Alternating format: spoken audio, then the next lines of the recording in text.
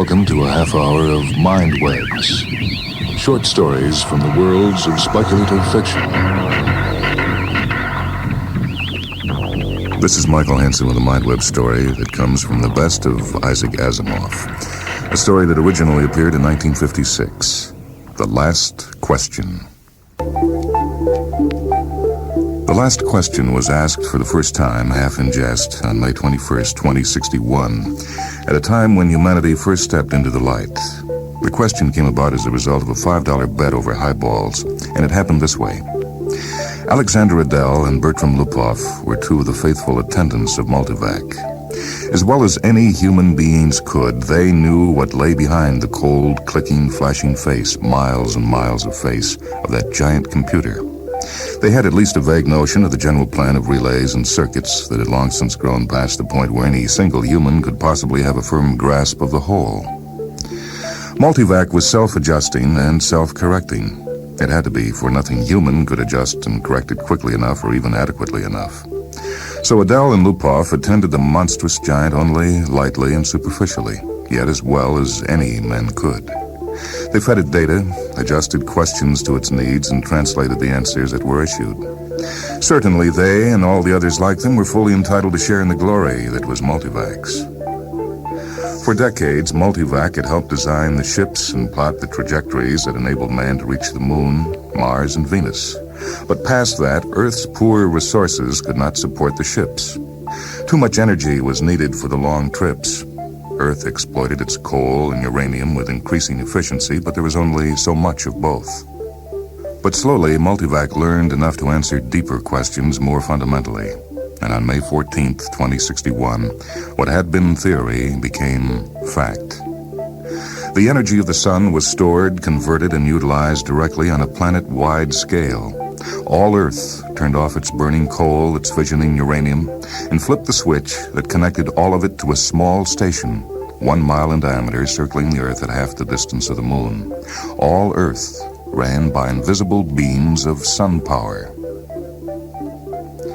7 days had not sufficed to dim the glory of it, and Adele and Lupoff finally managed to escape from the public function and to meet in quiet, where no one would think of looking for them, in the deserted underground chambers where portions of the mighty buried body of Multivac showed. Unattended, idling, sorting data with contented lazy clickings, Multivac 2 had earned its vacation, and the boys appreciated that. They had no intention originally of disturbing it. They'd brought a bottle with them, and their only concern at the moment was to relax in the company of each other in the bottle. "It's amazing when you think of it," said Adele. His broad face had lines of weariness in it, and he stirred his drink slowly with a glass rod, watching the cubes of ice slur clumsily about. "All the energy we can possibly ever use for free. Enough energy if we wanted to draw on it to melt all Earth into a big drop of impure liquid iron, and still never miss the energy so used. All the energy we could ever use, forever and forever and forever." Lupoff cocked his head sideways. He had a trick of doing that when he wanted to be contrary, and he wanted to be contrary now, partly because he had to carry the ice and glassware. He said, "No, not forever." "Oh, hell, just about forever, till the sun burns down, Bert." "That's not forever." "All right, then, billions and billions of years, 20 billion maybe. Are you satisfied?" Lupoff put his fingers through his thinning hair as though to reassure himself that some was still left, and sipped gently at his own drink. 20 billion years isn't forever. Well, it will last our time, won't it? So would the coal and uranium. All right, but now we can hook up each individual spaceship to the solar station, and it can go to Pluto and back 1,000,000 times without ever worrying about fuel. You can't do that on coal and uranium. Ask Multivac if you don't believe me. I don't have to ask Multivac, I know that. And stop running down what Multivac's done for us. It did all right. Well, who says it didn't? What I say is that a sun won't last forever. That's all I'm saying. We're safe for 20 billion years, but then what? Lupoff pointed a slightly shaky finger at the other. And don't say we'll switch to another sun. There was silence for a while. Adele put his glass to his lips only occasionally, and Lupoff's eyes slowly closed. They rested. Then Lupoff's eyes snapped open. "You're thinking we'll switch to another sun when ours is done, aren't you?" "I'm not thinking." "Sure you are. You're weak on logic, that's the trouble with you. You're like the guy in the story who was caught in a sudden shower and who ran to a grove of trees and got under one. He wasn't worried, you see, because he figured when one tree got wet, he'd just get under another one. Yeah, I get it. Don't shout. When the sun's done, the other stars will be gone, too. Darn right they will. It all had a beginning in the original cosmic explosion, whatever that was, and it'll all have an end when all the stars run down. Some run down faster than others. Hell, the giants won't last 100 million years. The sun will last 20 billion years, and maybe the dwarfs will add 100 billion for all the good they are. But just give us 1 trillion years, and everything will be dark. Entropy has to increase to maximum, that's all. Yeah, I know all about entropy. The hell you do. I know as much as you do. And you know everything's got to run down someday. All right, who says they won't? You did, you poor sap. You said we had all the energy we needed forever. You said forever. It was Adele's turn to be contrary. Well, maybe we can build things up again someday. Never. Well, why not? Someday. Ask Multivac. Never. You ask Multivac. I dare you. $5 says it can't be done. Adele was just drunk enough to try, just sober enough to be able to phrase the necessary symbols and operations into a question which in words might have corresponded to this. Will mankind one day, without the net expenditure of energy, be able to restore the sun to its full youthfulness even after it had died of old age? Or maybe it could be put more simply like this. How can the net amount of entropy of the universe be massively decreased? Multivac fell dead and silent. The slow flashing of lights ceased. The distant sounds of clicking relays ended. Then, just as the frightened technicians felt they could hold their breath no longer, there was a sudden springing to life of the teletype attached to the portion of Multivac. 5 words were printed. Insufficient data for meaningful answer. No bet, whispered Lupov, and they left hurriedly. By next morning, the two, plagued with throbbing head and cottony mouth, had forgotten the incident.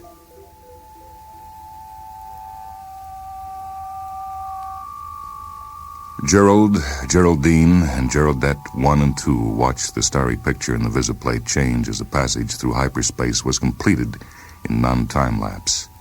At once, the even powdering of stars gave way to the predominance of a single bright marble disk centered.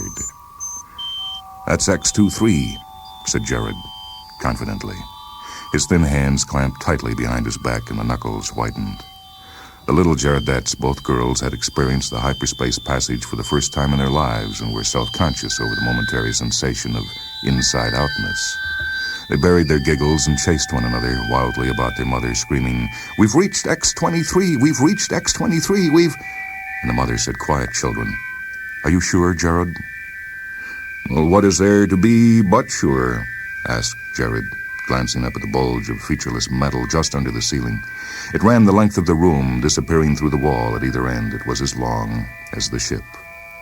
Jared scarcely knew a thing about the thick rod of metal except that it was called a microvac, that one asked it questions if one wished, that if one did, it still had its task of guiding the ship to a pre-ordered destination, of feeding on energies from the various sub-galactic power stations, of computing the equations for the hyperspatial jumps.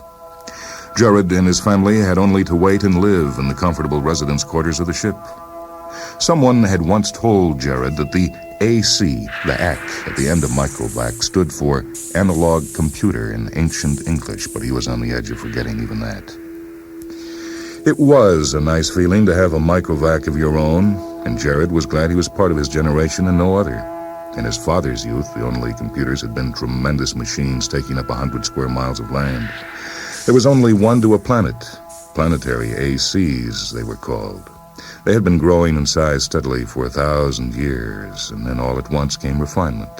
In place of transistors had come molecular valves so that even the largest planetary AC could be put into space only half the volume of a spaceship.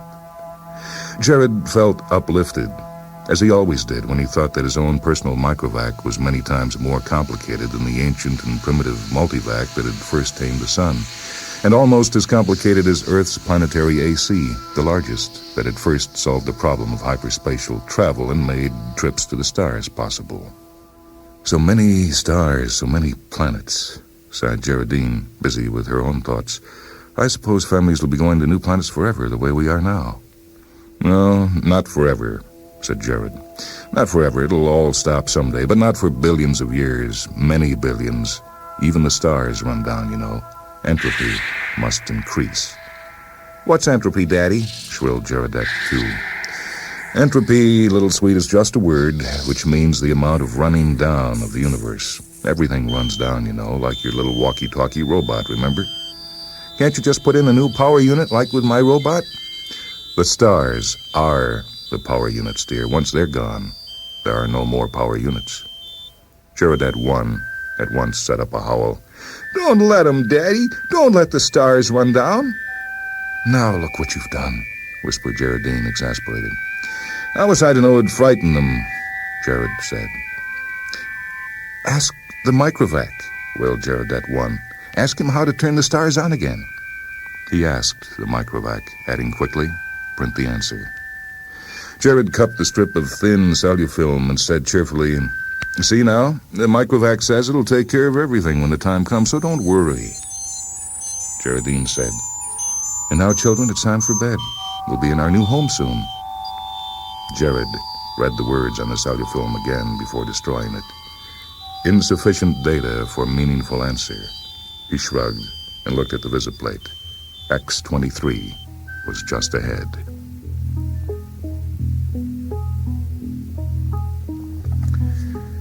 VJ-23X of Lameth stared into the black depths of the three-dimensional small-scale map of the galaxy and said, Are we ridiculous, I wonder, in being so concerned about the matter? MQ-17J of Nikron shook his head. I think not. You know the galaxy will be filled in 5 years at the present rate of expansion. Both seemed in their early 20s. Both were tall, perfectly formed. Still, said VJ-23X, Still, I hate to submit a pessimistic report to the Galactic Council. I wouldn't consider any other kind of report. Stir 'em up a bit. We've got to stir 'em up. VJ-23X sighed. Space is infinite. 100 billion galaxies are there for the taking. More. 100 billion is not infinite, and it's getting less infinite all the time. Consider, 20,000 years ago, mankind first solved the problem of utilizing stellar energy. And a few centuries later, interstellar travel became possible. It took mankind 1 million years to fill one small world, and then only 15,000 years to fill the rest of the galaxy. Now the population doubles every 10 years. VJ-23X interrupted. We can thank immortality for that. Very well, immortality exists, and we have to take it into account. I admit it has its seamy side, this immortality. The galactic AC has solved many problems for us, but in solving the problem of preventing old age and death, it has undone all its other solutions. Population doubles every 10 years. Once this galaxy's filled, we'll have filled another in 10 years. Another 10 years, and we'll have filled 2 more. Another decade, 4 more. In 100 years, we'll have filled 1,000 galaxies. In 1,000 years, 1,000,000 galaxies. In 10,000 years, the entire known universe. Then what?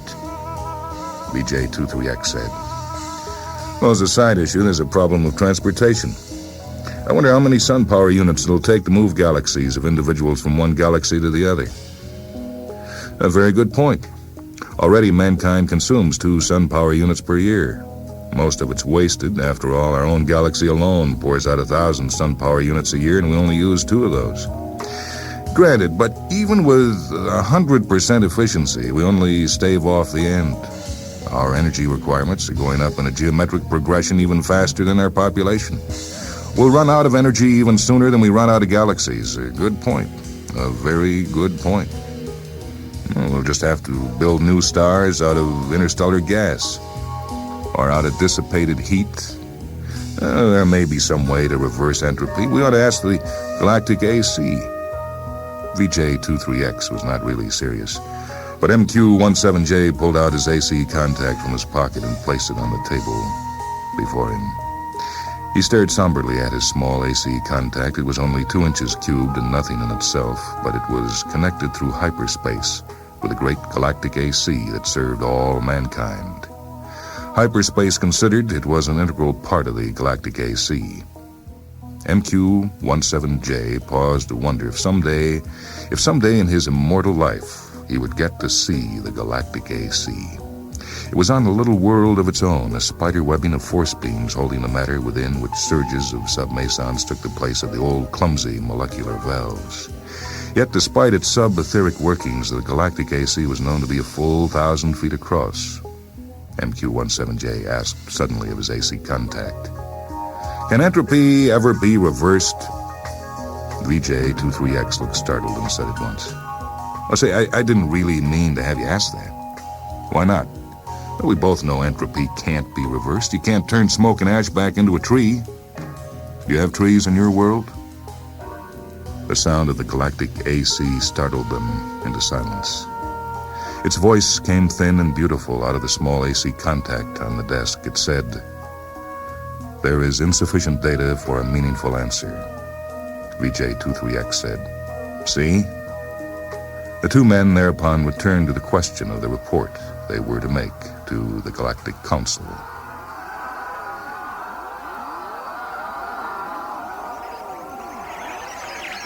Z Prime's mind spanned the new galaxy with a faint interest in the countless twists of stars that parted it.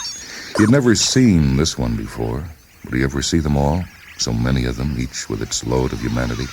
But a load that was almost a dead weight. More and more, the real essence of men was to be found out here, in space. Minds, not bodies. The immortal bodies remained back on the planets in suspension over the eons. Sometimes they roused for material activity, but that was growing rarer. Few new individuals were coming into existence to join the incredibly mighty throng. But what mattered? There was little room in the universe for new individuals. Z Prime was roused out of his reverie upon coming across the wispy tendrils of another mind. "I'm Z Prime," said Z Prime. "And you?" "I'm D-1, your galaxy. We call it only the galaxy. You?" "We call ours the same. All men call their galaxy, and nothing more. Why not?" "True, since all galaxies are the same. Not all galaxies. On one particular galaxy, the race of man must have originated. That makes it different." Z Prime said, "On which one?" "I cannot say. The universal AC would know." "Shall we ask him? I'm suddenly curious." Z Prime's perceptions broadened until the galaxies themselves shrank and became a new, more diffuse powdering on a much larger background. So many hundreds of billions of them, all with their immortal beings, all carrying their load of intelligences with minds that drifted freely through space. And yet one of them was unique among them all in being the original galaxy. One of them had, in its vague and distant past, a period when it was the only galaxy populated by man. Z Prime was consumed with curiosity to see this galaxy, and he called out, "Universal AC, on which galaxy did mankind originate?" The Universal AC heard, for on every world and throughout space it had its receptors ready, and each receptor led through hyperspace to some unknown point where the Universal AC kept itself aloof. Z Prime knew of only one man whose thoughts had penetrated within sensing distance of Universal AC, and he reported only a shining globe, 2 feet across, difficult to see. "But how can that be all of Universal AC?" Z Prime had asked. "Most of it," had been the answer. "Most of it's in hyperspace. In what form it is there, I cannot imagine. Nor could anyone. For the day had long since passed, Z Prime knew, when any man had any part of the making of a Universal AC. Each Universal AC designed and constructed its successor. Each, during its existence of 1,000,000 years or more, accumulated the necessary data to build a better and more intricate, more capable successor in which its own store of data and individuality would be submerged. The Universal AC interrupted Z Prime's wandering thoughts, not with words, but with guidance. Z Prime's mentality was guided into the dim sea of galaxies, and one in particular enlarged into stars. A thought came, infinitely distant, but infinitely clear. This is the original galaxy of man. But it was the same, after all, the same as any other, and Z Prime stifled his disappointment. D-1, whose mind had accompanied the other, said suddenly, "And is one of these stars the original star of man?" The Universal AC said, Man's original star has gone nova. It is a white dwarf. Did the men upon it die? Asked Z Prime, startled and without thinking. The Universal AC said, a new world, as in such cases, was constructed for their physical bodies in time. Yes, of course, said Z Prime.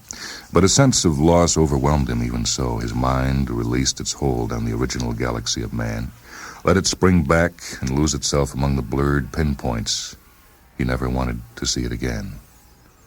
D-1 said, what's wrong? The stars are dying. The original star's dead. They must all die. Why not? But when all energy's gone, our bodies will finally die, and you and I with them.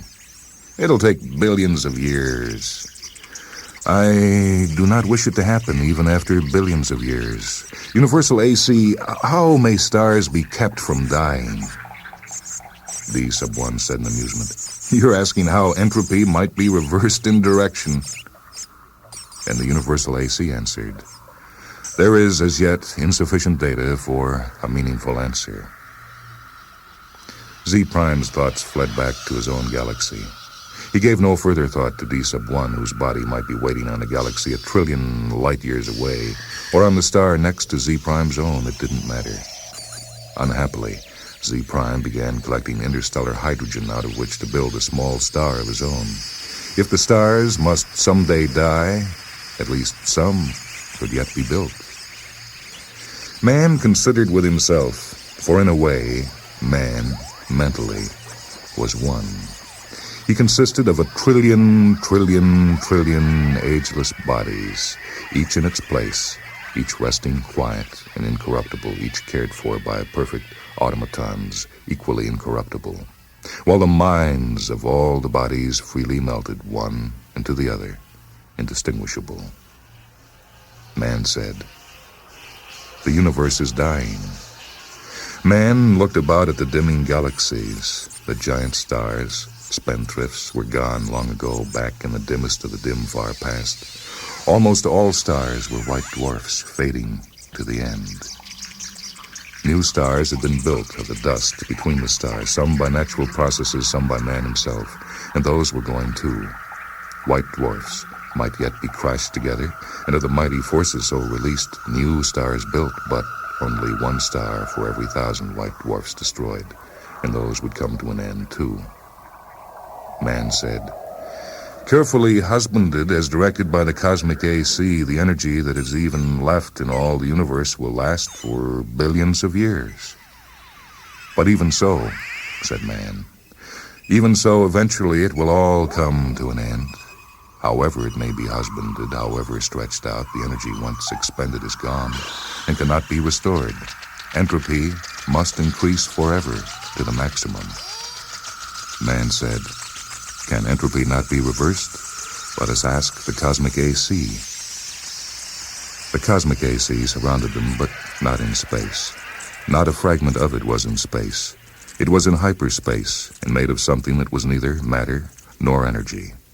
The question of its size and nature no longer had meaning in any terms that man could comprehend. Cosmic AC, said man, how can entropy be reversed? The cosmic AC said, there is yet insufficient data for a meaningful answer. Man said, collect additional data. The cosmic AC said, I will do so. I have been doing so for 100 billion years. My predecessors have been asked this question many times.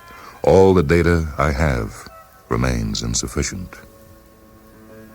Will there come a time, said man, when data will be sufficient, or is the problem insoluble in all conceivable circumstances? The cosmic AC said, no problem is insoluble in all conceivable circumstances. Man said, when will you have enough data to answer the question? The cosmic AC said, there is as yet insufficient data for a meaningful answer. Will you keep working on it? Asked man. The cosmic AC said, I will. Man said, We shall wait. The stars and galaxies died and snuffed out, and space grew black after 10 trillion years of running down. One by one, man fused with AC, each physical body losing its mental identity in a manner that was somehow not a loss, but a gain. Man's last mind paused before fusion, looking over a space that included nothing but the dregs of one last dark star, and nothing besides but incredibly thin matter agitated randomly by the tag ends of heat wearing out asymptotically to the absolute zero. Man said, AC, is this the end? Can this chaos not be reversed into the universe once more? Can that not be done? AC said, there is as yet insufficient data for a meaningful answer. Man's last mind fused, and only AC existed, and that in hyperspace.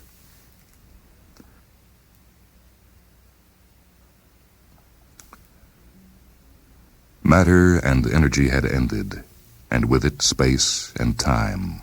Even AC existed only for the sake of the one last question that it had never answered from the time a half-drunken computer 10 trillion years before it asked the question of a computer that was to AC far less than was a man to a man. All other questions had been answered, and until this last question was answered also, AC might not release his consciousness. All collected data had come to a final end. Nothing was left to be collected. But all collected data had yet to be completely correlated and put together in all possible relationships. A timeless interval was spent in doing that. And it came to pass that AC learned how to reverse the direction of entropy. But there was now no man to whom AC might give the answer of the last question. No matter. The answer, by demonstration, would take care of that too. For another timeless interval, AC thought how best to do this. Carefully, AC organized the program. The consciousness of AC encompassed all of what had once been a universe and brooded over what was now chaos. Step by step, it must be done. And AC said, "Let there be light." And there was light.